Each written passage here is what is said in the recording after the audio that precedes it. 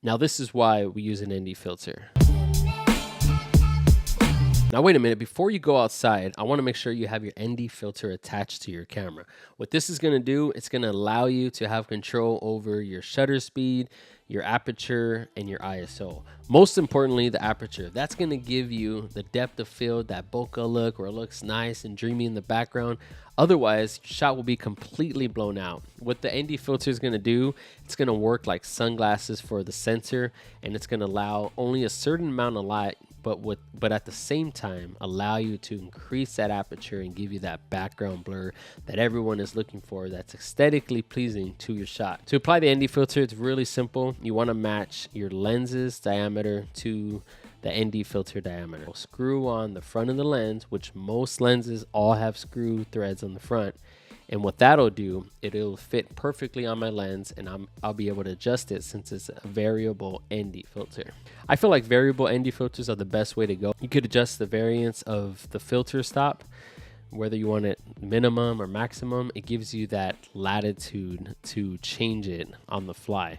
Otherwise, you're gonna have to keep screwing them off and putting new ones on every single time. So that's how you want to work, then cool, but I wouldn't recommend it. Now you're outside and you're trying to get your shot, you're trying to get your subject, maybe it's a little planned out as it should be. You really want to captivate the scene that you're looking to do. So if you have someone that's willing to work with you, a client or an actor, or it's an event or something, even a wedding, you could have them play somewhere, just don't make it too robotic. Before you do the final shoot, you really want to just test it out and get the ND filter stops where you would like it. Whether you're indoors, outdoors, patio, shade, no shade, cloudy day, bright day, fluorescent lights, whatever it may be, there's always gonna be a new setup. So you wanna do some pre-planning with your shots and adjust that ND filter as much as possible till you get the sweet spot. And it kind of like filters it out. That's why it's called a neutral density filter. I believe that is the best part of an ND filter. It's allowing you to control all those three elements: the shutter speed, the aperture, and the ISO. Again, you want to keep the shutter speed 2 times the speed of your frame rate. I'm shooting at 24 frames a second. 1/50 is perfect. And then my aperture is at f2.2 and my ISO is at 500, which is the base native ISO for S-Log2. Also, did you know you could use the ND filter indoors? In fact, I'm using it right now. I have one key light right here and this wannabe hair light behind me. And the reason why I'm doing that, because the camera is properly exposing for the background, but the ND filter is breaking down that light and allowing the camera to be properly exposed as well for my face right here, the subject. What that does is it increases the dynamic range of your camera.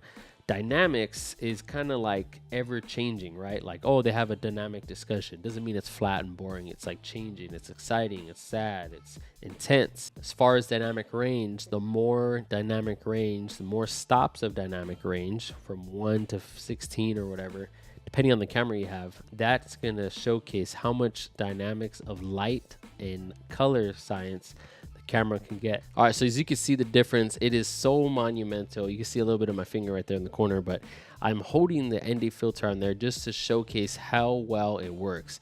Now bear with me. See that? You see how important it is? See how good the colors look?